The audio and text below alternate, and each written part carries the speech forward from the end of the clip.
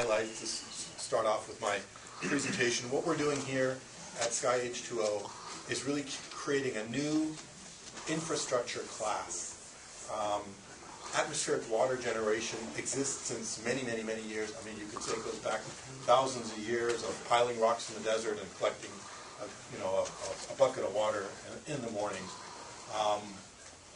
And in modern days, you could actually go to the internet today, probably find 8 to 10 companies selling off the web atmospheric water generators, systems that you might be able to buy for your home that might produce 5, 10 liters of water a day. In fact, you'll find systems that perhaps will produce as much as about 3,000 gallons or 10,000 liters a day. They tend to be about the size of maybe 20 feet back of a truck, that are often used by emergency response like FEMA and things of that nature. What we're doing at Sky H2O is kind of taking that proven concept. We've collected the best of breed technologies, the best components possible. On top of that, we've discovered and invented new features and functions. And what we've now done is designed and engineered the world's greatest atmospheric water generating machine, which essentially means it's the world's largest. Our what we call the Maximus 2.0 is rated to produce more than 50,000 liters of water a day. It's on a footprint, the most practical footprint for shipping and construction, which is essentially, it's made up of 3 20-foot container footprints. The system is the most energy efficient in the world relative to anyone else. We understand to be at least 30% more efficient. We're working every day to make it more efficient. And we estimate that it takes about 1.1 kilowatt to produce a gallon in a typical location. And then, perhaps just as importantly, the other key feature is it's been designed, engineered truly for industrial, or what I would call utility grade. It's not one of these systems that you might be able to buy in China or from smaller companies that is designed for 3 or 5 year life with not really a warranty. Question. You just mentioned, sorry, question? Yeah. You just mentioned about like 1 kilowatt for 1 gallon water? 1.1 kilowatt hour. Okay. 1.1 kilowatt hour. Mm-hmm. Okay. Yeah. Thank you. What's the relative humidity you need in order to do that? Great question. Can anyone read that? I can't really. Yeah, but I'm in the front. Okay. Yes, I don't think we can turn this light down, so I'm not sure how to turn this light down. Can I answer that question in a moment? Of course. Okay. So, Sky H2, we're a startup business. Our aim is to become the world leader for commercial, industrial, utility scale, grade atmospheric water generation machines. We're creating a new infrastructure class. Our business model is to combine, if you will, upstream intellectual property, engineering, manufacturing, contract manufacturing, with downstream sales, project development, project financing, O&M. We talked a lot about solar earlier. It's a little bit the first solar model where we're able to capture the entire value chain and really be the masters of our destiny. In our business model is to sell systems that could be applied at a one-off.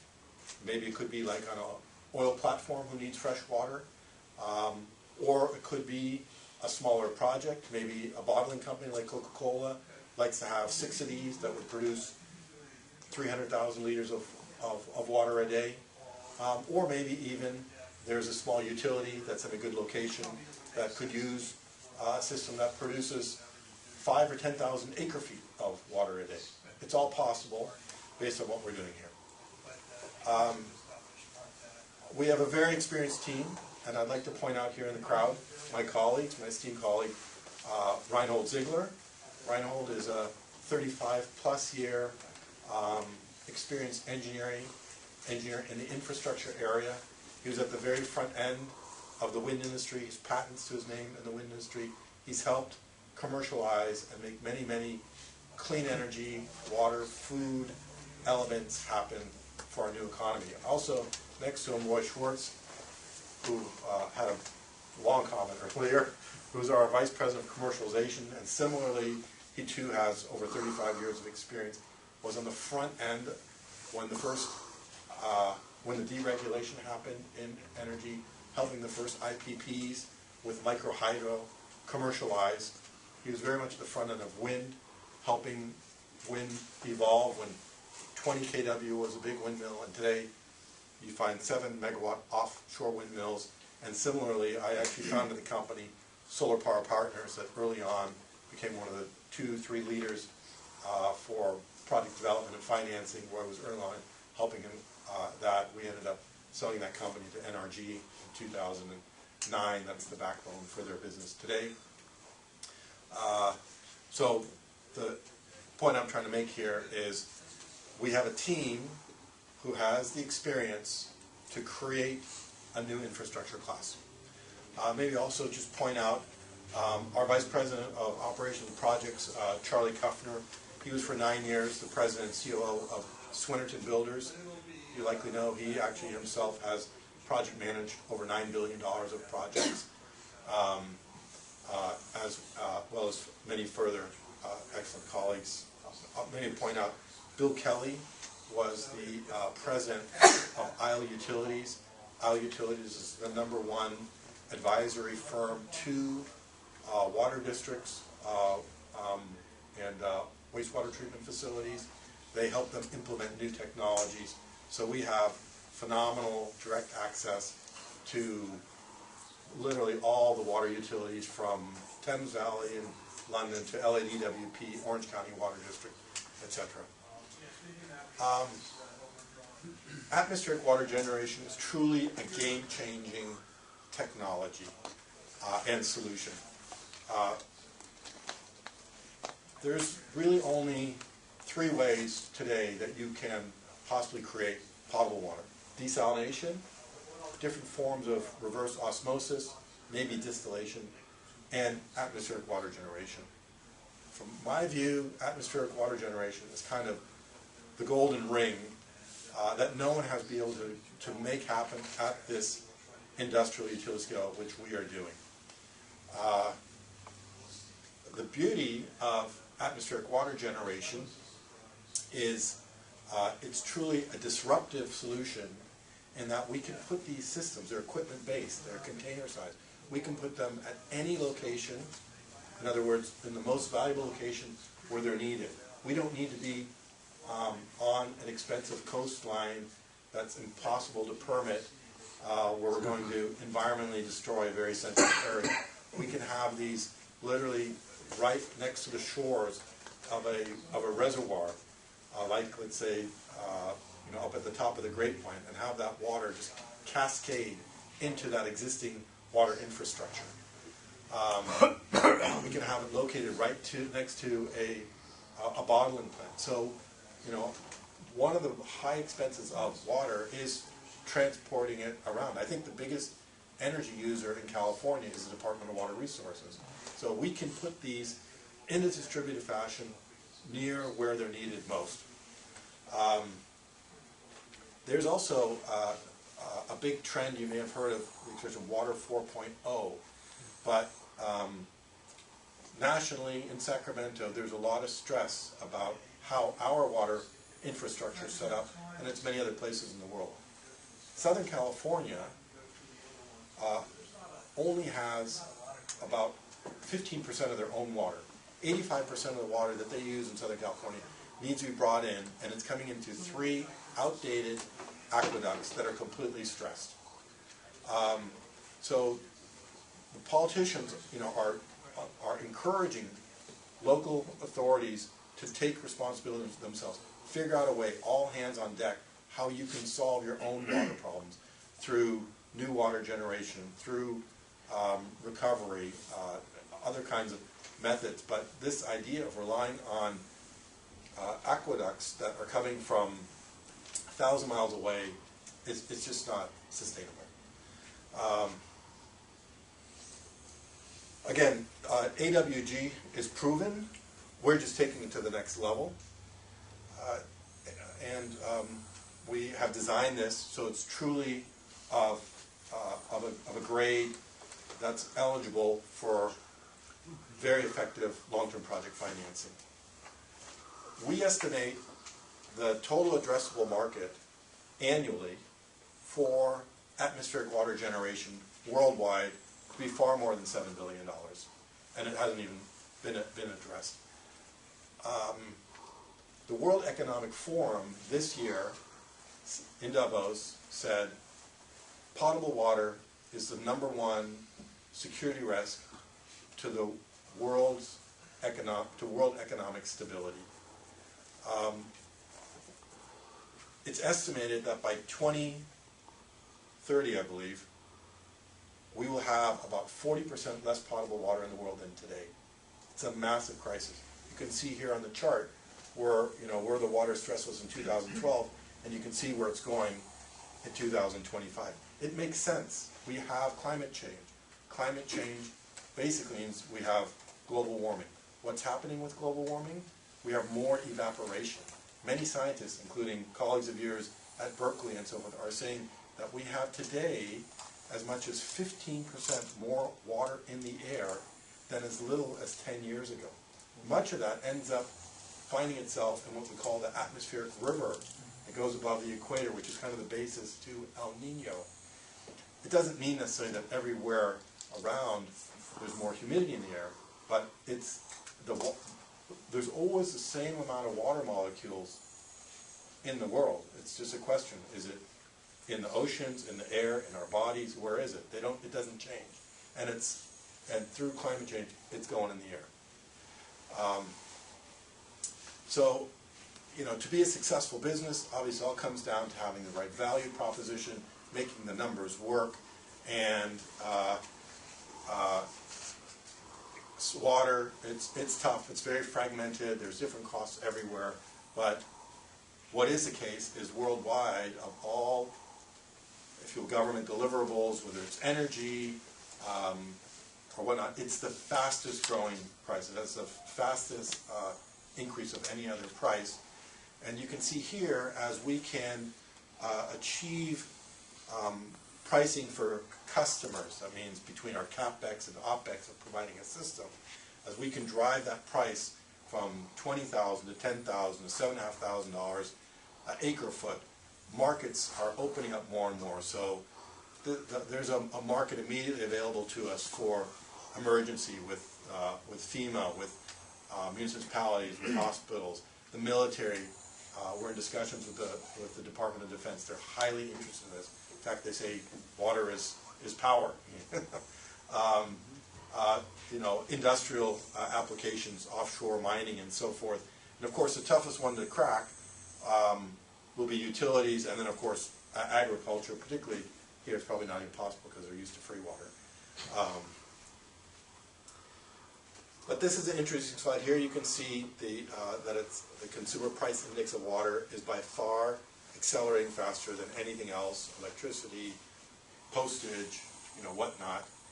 And if you haven't followed in the press, the news that comes out on a daily basis of different locations having dramatic water stress is frankly scary. I mean, Sao Paulo, Brazil, the southern hemisphere's largest city, has essentially run out of water. There's hundreds of people dying literally every day there of disease and whatnot related to having dirty water, not having water. They say Iran is water bankrupt. South Korea has no water. The Caribbean has no water. It's not just California, but look around the world, and it's incredible problems there. So, what are the competitive advantages that AWG has, let's say over desal or whatnot? We can put it in ideal locations. We're equipment-based. We can be small. We don't have to put a $1 billion desal plant to get fresh water to somebody. We are pretty environmentally friendly. Not perfect. We do take water out of the atmosphere, but compared to other things, it's pretty good. We can right-size projects. In other words, we don't have to start with a $50 million project to make things economically go. We can roll out 3 containers for, whatever, $500,000, and we're rolling. Because we're also equipment-based, we can make solutions happen quickly. We can get quicker permits. We can get things up and going and producing water faster than any other type of water source.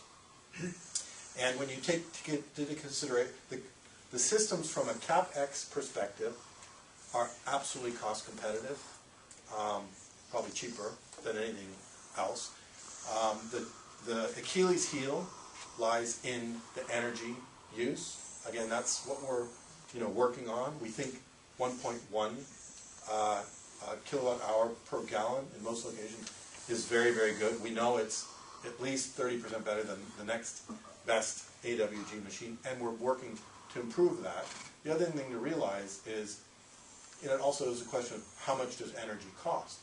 If the energy's 2 cents a kilowatt hour, which the people in Qatar will provide it for, it's no big deal. If energy is 20 cents a kilowatt hour, which they would need in Japan, no, this doesn't work. So that's the trade-off. So how does this essentially work? It's relatively simple in theory. Of course, the secret sauce is in the detail.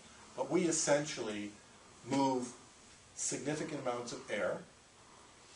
We then precondition that air. We saturate that air. We have a unique process. We have 7 patents underway in there, and it can saturate that air to consistently over 80%. At that point, then we take it through the compression cycle, and then we lower the temperature, not just to the dew point, but below the dew point to the optimal point, and out runs fresh, potable water. The trade secrets, intellectual property, all lie in the multiple different ways of allowing that whole system to work. So I apologize, you had a question that I think was in this area. No, it was to produce a gallon of water with 1.1 kilowatts of electricity. What does the relative humidity have to be? So, like I said, because we can precondition the air and saturate it, our systems can begin to effectively work in humid conditions as low as 20%.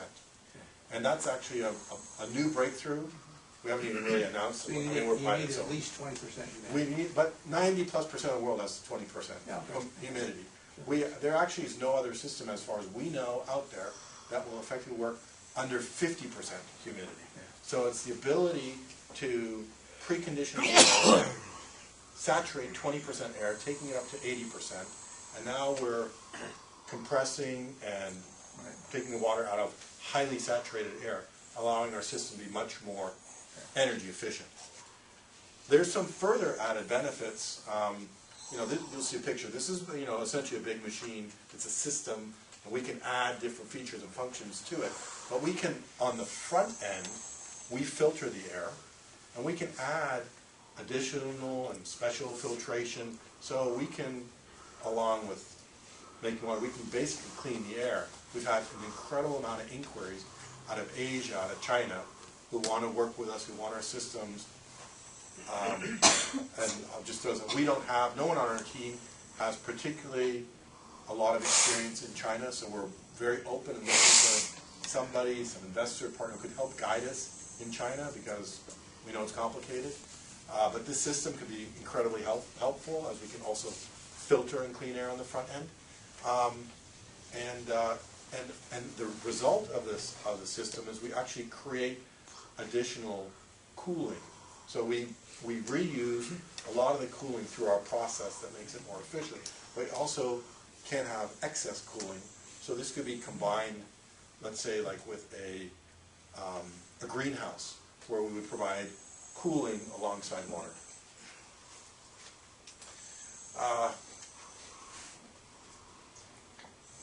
This gives you, this isn't our latest configuration, but it gives you an idea of the complexity and all the systems. So, question. Yeah. So your unit, the equipment is ready to use, right? No. No? Oh. So example, like, we know last week Beijing has a huge, like, Yeah. So where we're at is we've now designed, engineered our system. We have a very small demo system around the components. Okay. And we now, the next step, are going to build our production prototype.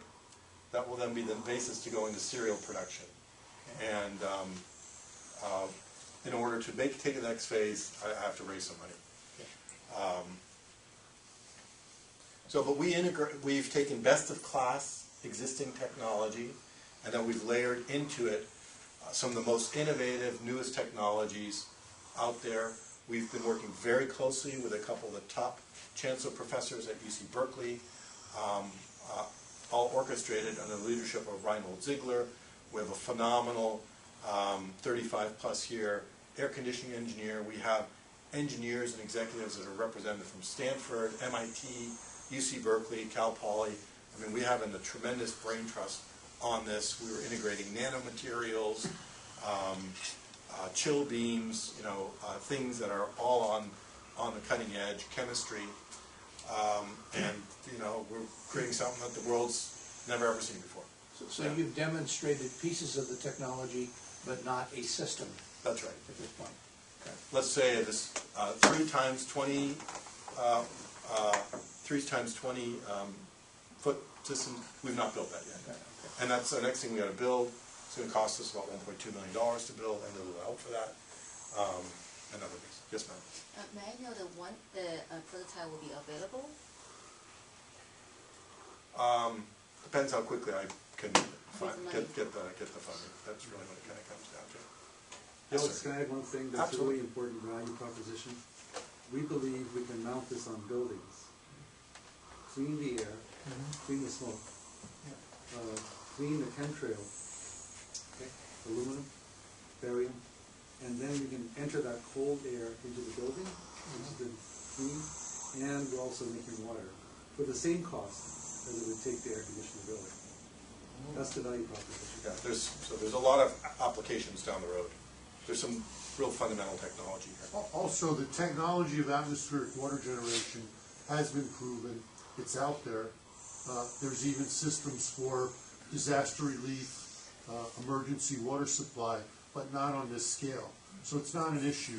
The technology's proven. It uses basic air conditioning technology. The science, the engineering is well known. But the improvements and the breakthroughs in energy efficiency and the upscaling and the combination of that is what Sky H2O is doing. But there's no doubt that the technology will work. Just for an example, there's a very nice AWG company here in the Bay Area. They're called Ecolo Blue. They're one of the world's leaders. In fact, interestingly, the founder and president is the famous tennis player Wayne Ferreira, who's a top 10 tennis player in the world for many years. He liked the idea so much about the company. And they've developed, or they've rolled out more than 11,000 systems to date. But most of them are residential for your home, and he'll make a system as large as 3,000 liters a day. They don't have any, understanding, experience dealing at industrial grade, dealing with utilities, doing projects, a lot of the science. So, we actually have a nice relationship. They take care of the residential, and we take care of, if you will, industrial utility side of the business.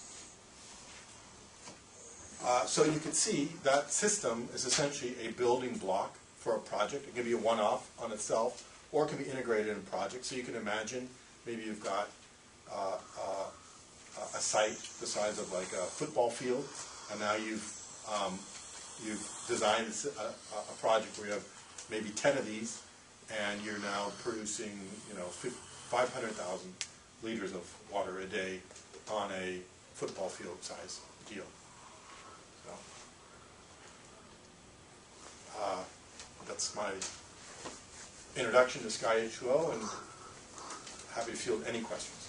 Alex, first one I have is, have you pursued like National Science Foundation grants and SBIR type funding?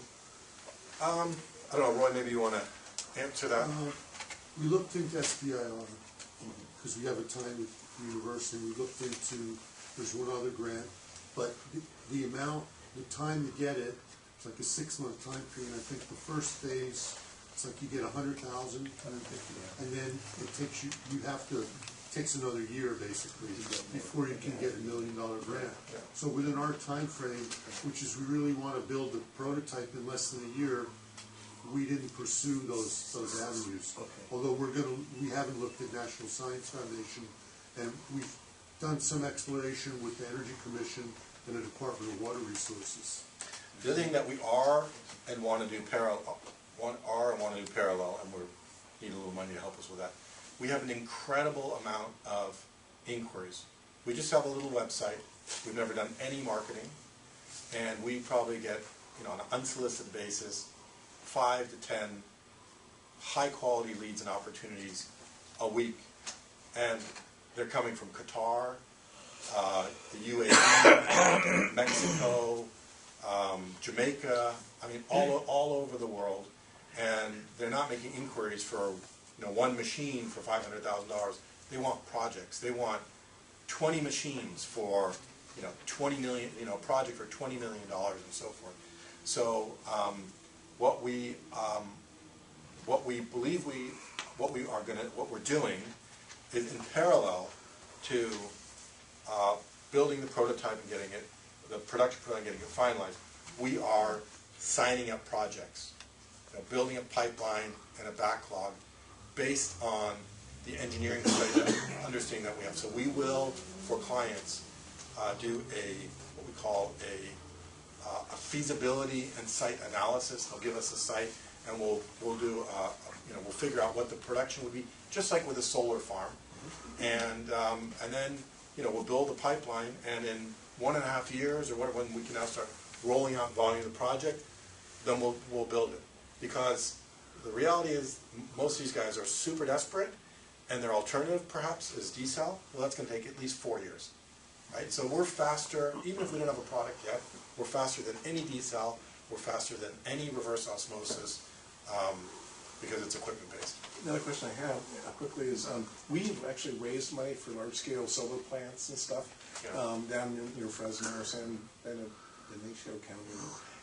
One of the things that we ran into with these fundraisers was that all the environmentalists were all over about this, two-headed toad and the spotted, toad and the bat, the three-eyed bat and stuff, and all these really esoteric animals nobody's ever heard of. Do you ever run into any of these issues for environmentalists? I mean, do you foresee any environmental? I've done a lot of solar projects. I've developed 51 solar projects. I know exactly what you're talking about. Yeah. Look, when we started the business, like I said, I'm a California boy. When we started the business, let's do something. Let's use our know-how to do something that's going to help our water problem here. So we kind of went down the path I've gone down foremostly for but what's evolved is that the interest and the opportunities are much greater, and the barriers to entry are much lower in international markets. So we definitely will be doing projects here in California, but I think we're going to see a significant amount of our revenues very quickly coming from the Middle East, very quickly coming from Southeast Asia and China, and honestly, in those locations, you don't really have as many those projects can happen a lot quicker. In addition to that, most of the clients, I believe, here in the United States are going to be some kind of municipality, and to the most part, most of them are self-permitting. Like if you do a deal with a water district, I did a couple solar water district deals, they're the fastest. They self-permit, self-responsible. Yes, sir. Yeah, I'm a finance guy, and so I was hoping, and frankly, I was disappointed to not see a feasibility study. I mean, you've done solar projects, and I think you have the same basic model. You spend money up front, you defray your water costs over time. Yeah. So what's the price point on your unit, and what's the payback period? So I did actually have a lot of financials in my original draft of this presentation. I was asked to take them out. But I can... For clients. For clients. Rainmaker was alarmed. They're not an investor page. Are they a client? They're not. So look, we understand very well project financing. So all the projects that we design and sell and are going to do will all have at least a 7.5% unlevered IRR. I mean, at the end of the day, that's what the client's going to have to pay if they want it. How that fits into their water pricing, you know, I don't know. We believe that our typical AWS 2.0, we're going to be able to manufacture completely for around about $300,000. We do not have any ambition to have our own big brick and mortar factory. We have terrific relationships with some of the biggest contract manufacturers in the world, particularly one group who makes all kinds of equipment for companies like GE and Siemens and ABB, and they're drooling to be able to make this on our behalf. In fact, they might even invest money into us. And those systems that we could produce for about $300,000, we expect we're going to be able to sell them for around about $500,000. And then also we'll have O&M agreements with them as well. 300,000 is your anticipated cost. Yeah, and 500 our sales price. That's what we're looking for. Okay. That's the basis of our model. It's obviously going to change and whatnot. Okay. People in Qatar, they can pay a little bit more. I don't care. Yes. So do you also, this is only like a revenue generation, that sell the hardware? Do you like provide also solution? Do you sell like a software? Yeah, okay, so analysis? our business model is basically three different approaches. One, we'll sell somebody a system. If they just want to buy a system, let's say an oil platform wants to buy a system. Here's a system for $500,000. Thank you very much. And we'll sell along with it. We'll get a 5 or 10 year operations and maintenance agreement. We expect, like in most O&M, we'll have a 45% margin in that, and we'll make sure that everything operates properly. That's one, and that's the simplest. Number two, we will develop projects. So we'll use our building block machine to design and make projects, and those projects we will offer to clients in two different ways. One, we'll design and build and sell you the project at turnkey. So maybe it's a project based on 10 systems that produces 500,000 liters a day, and we'll sell it to them for, I don't know, $5 million. Or, if they don't want to buy the project, we will offer them a water purchase agreement, so similar to like a power purchase agreement in energy, and you can buy the water from us, and then on the back end, we will finance that.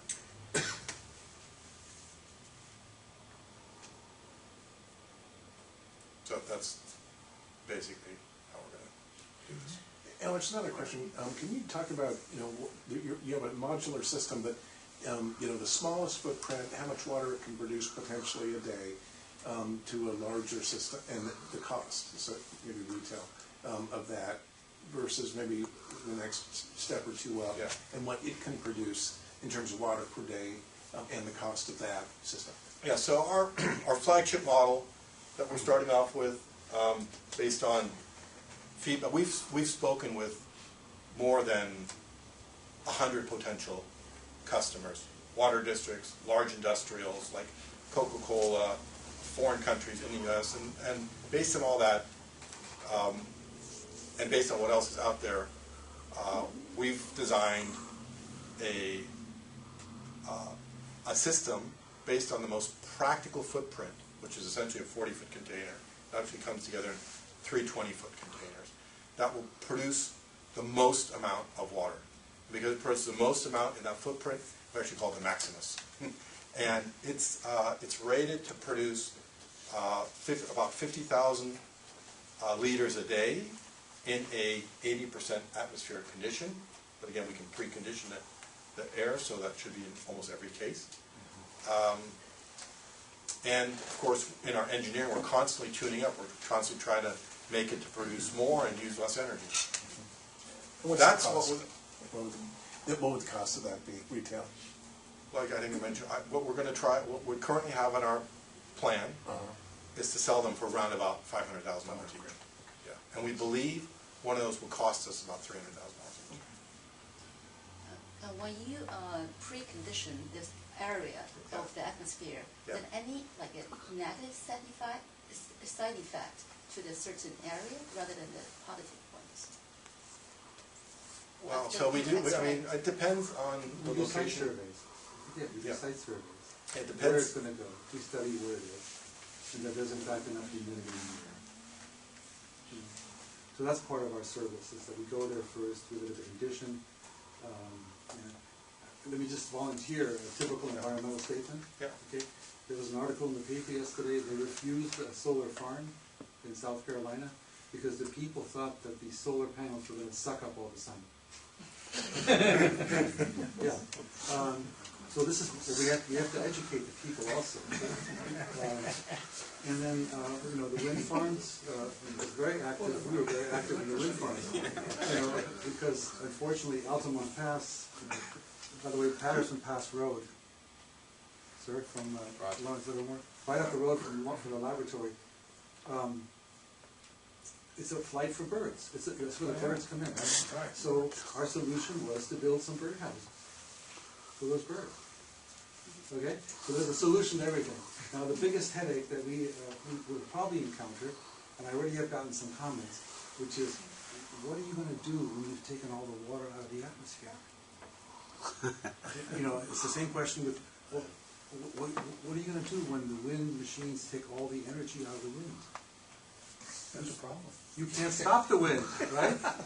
You can only slow it down. So everything, all the water on the planet comes from the atmosphere. Okay? All the rain, all the whole hydro cycle is the atmosphere. So if we take some water out, it will be replaced. It's a continual system, But we have to be sensitive, especially if we put up a large number of units, that we in fact will have that humidity. Okay? So we're really looking at this from the systems point of view and saying, okay, if we have greenhouses, for example, the evapotranspiration from the plants, will produce a tremendous amount of water. One redwood tree puts out 400 gallons of water per day. So a redwood forest, is just amazing.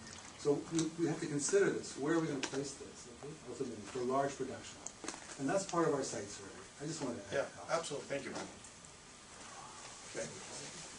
Any other questions? Yes. One.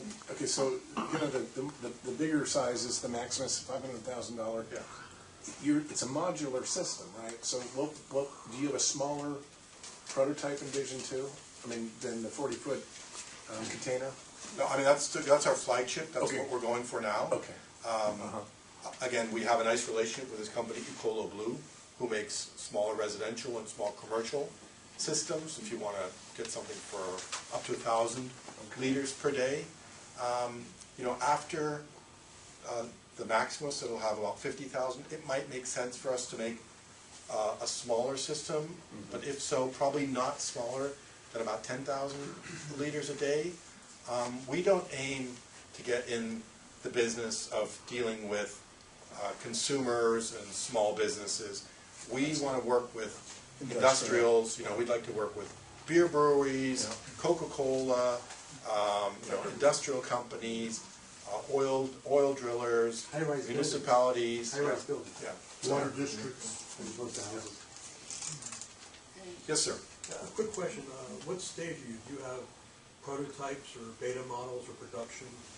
So we have a small demo beta system, and we essentially are finalizing our design and engineering and specifications and doing all kinds of computer simulation. And the next step is to build the production prototype And in order to do that, I'm raising money, because the production prototype is going to cost probably about $1.2 million to do. Of course, when we then go to serial production, we'll be driving the costs dramatically down. We believe it'll be about $300,000. Yes, ma'am. Yeah, but do you have any similar solution in the market right now? In other words, do you have any competition? No. Industrial grade? No. So maybe I'll do it. We have a little bit of an interesting history. We started this because we were introduced by a company from Switzerland who reported to have utility-grade atmospheric water generation, and we set Sky H2O up to be a distributor for this company. After digging in deep, we discovered that they didn't have what they purported to have. So what we then did at Sky H2O, we pivoted the business, and Reinhold stepped up and said, okay, let's search the world for the best atmospheric water generation technology systems, and let's then buy that and sell that as a projects company. That was our plan. And we searched the entire world, in Europe and Asia, everywhere, and we couldn't find anything that satisfied what we heard from the market, what they wanted. And when we did discover what we wanted, we did find elements of good technologies, but not the system. We then pivoted again. We boosted our engineering team. We brought on executives from Train and Charlie Kuffner and UC Berkeley and said, all right, since it's not out there, we got to invent it ourselves. And that's what we've done, is we basically invented, designed our own. And so I guess the silver lining is, we now completely control our own destiny because we have deep IP, we control our product, our manufacturing, and we absolutely understand the downstream, how to develop projects, how to finance projects, how to manage that. That's great. And ma'am, we can disclose that to you, but we have to sign a non-disclosure. So, Okay? what's your question? So how much you're raising, and what's your valuation right now? Am I allowed to say it? Am I allowed to talk about this? Yeah, it's fine. It's in the room. So, I'm not a fan of bridge financings. I want to be able to basically raise enough money that's going to allow us to truly become a self-sustaining, profitable business.